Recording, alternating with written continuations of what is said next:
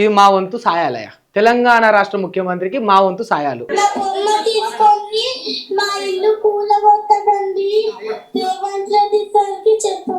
బుద్ధున్నదా sir? నాకు అర్థమైతలేదు కానీ ముఖ్యమంత్రి గారు చచ్చిపోయిన వ్యక్తి విగ్రహం పెట్టుకోనికి బతుకున్న ఇల్లు కూలుస్తారు ఎవడన్నా? పోతవురో రేవంతు మా బిడ్డల ఉసురు తగిలి. మధ్య తరగతోడికి ఒక ఇల్లు అనేది కళ. జూబ్లీహిల్స్ అంత మంచి ప్యాలెస్ కట్టుకొని కోటాను కోట్లకి ఎదిగిన నీకెట్లా తెలుస్తుంది ఒక మధ్య తరగతోడి కళ అనేది? కేఆర్టీవీ వేదికగా రేవంత్ రెడ్డి గారి కోసం మేము ఇప్పుడు మరి చందాలు అయితే వసూలు చేస్తా ఉన్నాం. వాళ్ళు దానం ఇయ్యనికి రెడీగా ఉన్నారు. దానం ఇయ్యనికి రావయ్య. బండి ఇక తాళాలు పెట్టిండు. ఏం బండి ఇది? పల్సర్. నా వంతు చైను. నా వంతు ఒక ఐఫోన్. నాదే ఐఫోన్. ఎంత ఉంటుంది? 1,00,000 పైన ఉంటుందా? నా వంతు ₹1. ఇక మా పిల్లలు వాళ్ళ వద్దు సాయం చేసిరు. ఇక నా వంతు కూడా నేను కూడా ఇక నా చైన్ కూడా ఇచ్చేస్తారు రేవంత్ రెడ్డి గారికి. పుణ్యమా అని పుణ్యం కట్టుకున్నాడు కదా. ఇది మా వంతు సాయాలయ. తెలంగాణ రాష్ట్ర ముఖ్యమంత్రికి మా వంతు సాయాలు. ఫోను, చైను, ₹1 బిల్లా, బండి తాళాలు. మరి ఎందుకు సింహాద్రి ఈ రేవంత్ రెడ్డి గారికి మీ ఉన్నాయన్ని సామాన్లు తీసి దానదత్తం చేసుడేంది అని అనిపిస్తుందా? ఆశ్చర్యపోకుర్రి. అసలు కథ ముంగట ఉన్నది ఇన్నోరిగా.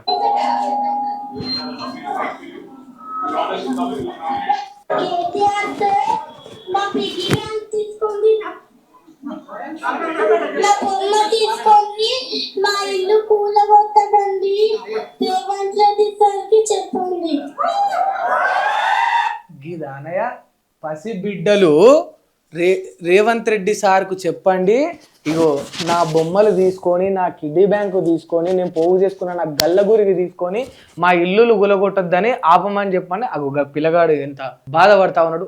బుద్ధి ఉన్నదా సార్? నాకు అర్థమైతలేదు కానీ ముఖ్యమంత్రి గారు ఉన్నదా? ముఖ్యమంత్రి గారు మరి పోనీ ఏమన్నారు చూద్దామా ఒకసారి.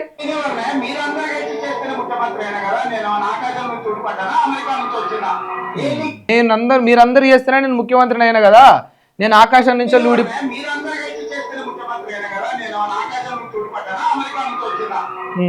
ఆకాశం నుంచి ఊడిపడ్డానా, నేను అమెరికా నుంచి వచ్చినా అంటుండు. మరి ఆకాశం నుంచి రాలేదు, అమెరికా నుంచి రాలేదు, వీళ్ళు చేస్తేనే ముఖ్యమంత్రి అయినో. గీ పిల్ల అంటే గీ పసిబిడ్డ యొక్క వాళ్ళ తల్లిలో వాళ్ళ తండ్రి ఓటేస్తేనే కదా నువ్వు ముఖ్యమంత్రి అయినావు. మరి ఇప్పుడు వాళ్ళ ఇల్లు కూలుద్దామని ఎట్లా కుట్ర బనినావు? వాళ్ళ రోదనలు, వాళ్ళ ఆవేదనలు, వాళ్ళ బాధలు మీకు వినిపిస్తలేవా సార్? నాకు అర్థమైతలేదు కానీ ఏనైనా ఏ రాష్ట్రంలో ఇల్లు ఊలగొట్టి ఎవడైనా విగ్రహాలు పెట్టేటోడు ఉంటాడా? ఏనైనా చచ్చిపోయిన వ్యక్తి విగ్రహం పెట్టుకోనికి బతుకున్న ఇల్లు కూలుస్తారు ఎవడన్నా? మళ్ళీ ఈ తెలివి కళ్ళు చెప్పే మాట మీరు నుండి వీళ్ళ ఆట ఇల్లు కూలుస్తారట, ఇంకో చోట వీళ్ళకి ఇల్లులు ఇస్తారట. ఉన్నిళ్ళను కూర్చి మళ్ళీ కొత్త ఇల్లు ఇస్తాడు. ఆయన నాకు అర్థం కాదు కానీ ఇదేం పాలసీ, ఇదేం డెవలప్మెంట్? దీన్ని ఎవడైనా డెవలప్మెంట్ అంటాడా?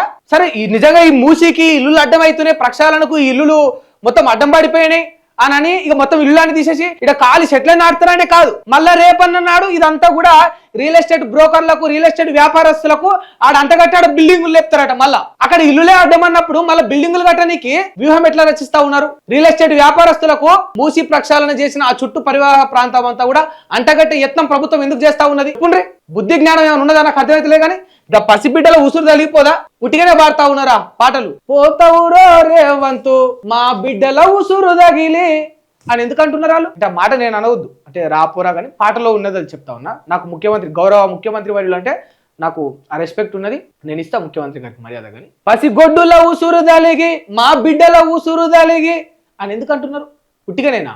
ఒక పసిబిడ్డ ఎంత ఆవేదన చెందితే ఏం దోస్తుంది చెప్పు? వాళ్ళు మంచిగా డైలీ చిక్కగా తయారయ్యి బ్యాగ్ వేసుకొని హోంవర్క్ ఎట్లా చేసుకోవాలి, ఏం రాయాలి, ఫ్రెండ్స్ తోటి ఎట్లా ఆడుకోవాలి అని ఆలోచించే ఆ పసిబిడ్డలు ఇవాళ మా ఇల్లును కాపాడాలి అని ధర్నాలు చేసే ఇవాళ వీళ్ళందరూ కూడా యాక్టివిస్టులు అయిపోయినారు. ఈ పసిబిడ్డ ఒక యాక్టివిస్ట్ అయిపోయిండు. ఒక పసిబిడ్డని యాక్టివిస్ట్ గా తయారు చేసిండు వాళ్ళ రేవంత్ రెడ్డి గారు. అంత అవసరాన్ని క్రియేట్ చేసిండు, అంత పోరాటాన్ని క్రియేట్ చేసిండు. హోంవర్క్ ఎట్లా చేసుకోవాలి, అల్లు ఎట్లా నేర్చుకోవాలి, ఏబిసిడీలు ఎలా రాయాలి, కరువు ఎలా రాయాలి, రైటింగ్ లెసన్ ఏం నేర్చుకోవాలి, టెస్ట్ ఎట్లా రాయాలని నేర్చుకోవాల్సిన వయసులో ఈ పిల్లలు మా ఇల్లులు కాపాడాలని చెప్పేసి దండం పెట్టే పరిస్థితికి వాళ్ళ రేవంత్ రెడ్డి గారు తీసుకొచ్చారంటే ఇదే దుస్థితి, ఇదే పరిస్థితి నీ మనవడికి తీసుకొస్తే నీకు తెలుస్తుంది అప్పుడు ఆ పెయిన్. నీ మనవడితో దాచుకున్న బొమ్మలు తీసుకొచ్చి తాత మన ఇల్లులు కూల్చకు అని అంటే నీకు అప్పుడు ఆ బాధ తెలుస్తుంది. నీకు ఎట్లా తెలుస్తుంది? ఆ బిడ్డల రోదన, ఆ బిడ్డల ఆవేదన, ఆ బిడ్డల బాధ. నీ మనవడేమో మేడారం జాతరల బంగారం జోకించుకుంటాడు, నీ మనవడేమో ఈడ ఉప్పల్ స్టేడియంలో ఫుట్బాల్ ఆడతాడు. ఈ బిడ్డలేమో చేతులెత్తి మొక్కాలా, వాళ్ళు ఆడుకునే బొమ్మలు దానం చేస్తామని గుండె పగిలిపోయే మాటలు మాట్లాడాలా. ఇప్పుడు మేము మీకు రియలైజ్ కావాలి కనుక రేవంత్ రెడ్డికి ఇట్లనైనా జ్ఞానం అవుతుందేమో అని మేము చందాలు వసూలు చేసి మాకు తోచిన సాయం మేము ఇట్లా చేస్తా ఉన్నాం. ఓళ్ళు ఫోను, ఓళ్ళు చైను, ఓళ్ళు ₹2 బిల్లా, ఓళ్ళు బండి తాళాలు, నేను చైను. కానీ వాస్తవానికి మాట్లాడుకుంటే మీరు ఆలోచించుండ్రి, ఇది డెవలప్మెంటా? ఒకటే ప్రశ్న నేను అడుగుతా ఉన్నా. డిస్ట్రాయ్ చేసి ఇక్కడ ఒక నిర్మిస్తే ఇస్ ఇట్ కాల్డ్ డెవలప్మెంట్? దాన్ని డెవలప్మెంట్ అంటారా? అద్భుతంగా చక్కగా కట్టుకున్న ఒక ఇల్లును నేలమట్టం చేసి ఇక్కడ ఒక విగ్రహాన్ని పెడతా అంటే అది డెవలప్మెంట్ అవుతుందా? ఆ దేశం బాగుపడుతుందా? ఆ రాష్ట్రం బాగుపడుతుందా?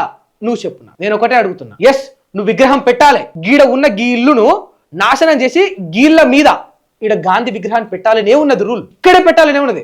బాపు ఘాట్ అయితే ఇగాడ విగ్రహం పెట్టాలి. రాత్రి కల్లోకి వచ్చేమన్నా చిరంజీవి సినిమాలో చెప్తాడు కదా, శంకర్ నువ్వు ఇట్లా బతుకు అట్లా బతుకని గాంధీ చెప్తారా? అట్లేమన్నా నీ కల్లోకి గాంధీజీ వచ్చి ఆడ వాళ్ళ ఇల్లులు కూల్చి A block B block Madhu Park Ridge అపార్ట్మెంట్స్లో తీసేసి ఆడ నా విగ్రహం పెట్టు రేవంత్ అని చెప్పినాడు. కాదు కదా.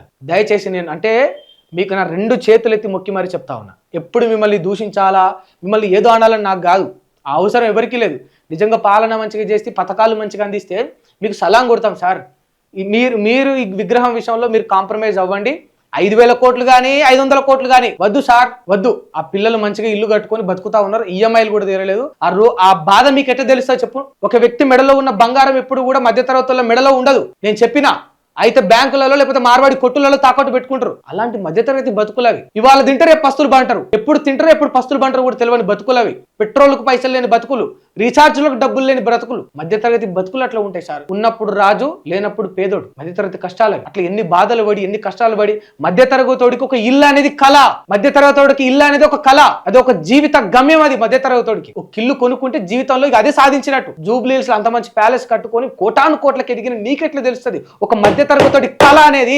చెప్పు, ఎట్లా తెలుస్తుంది? ఈఎంఐలు కూడా కట్టకుండా ఆ ఇల్లును కూలుస్తా అంటే ఆ బాధ నీకెట్లా తెలుస్తుంది? నీ ఇల్లును కూల్చి ఆడ మా శ్రీకాంతాచారి విగ్రహం పెడితే అప్పుడు తెలుస్తుంది నీకు ఆ బాధ.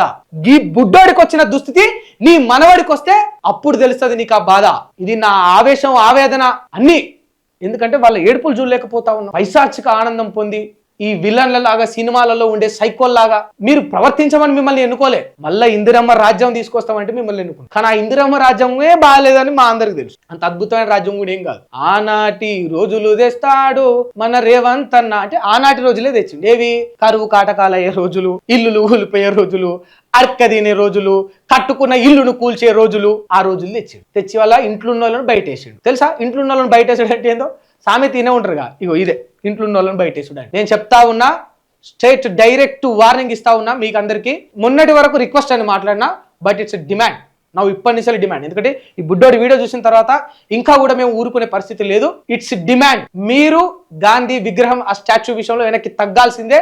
తగ్గకుండా మధు పార్క్ రిడ్జ్ అపార్ట్మెంట్లలో ఆ ఇల్లులను మాత్రం కూల్చడానికి ప్రభుత్వం సిద్ధపడితే ఎట్ ఎనీ కాస్ట్ మీ మంత్రులు, మీ ముఖ్యమంత్రి యొక్క ఇల్లులను కూల్చి మా తెలంగాణ, ఎందుకంటే మీరు ఉద్యమాలలో కూడా లేరు కదా, సో మీకెందుకు ఆడ మా ఉద్యమకారుల యొక్క విగ్రహాలు మేము అడపెట్టు, మీరు ఏం చేసుకుంటారో చేసుకోండి.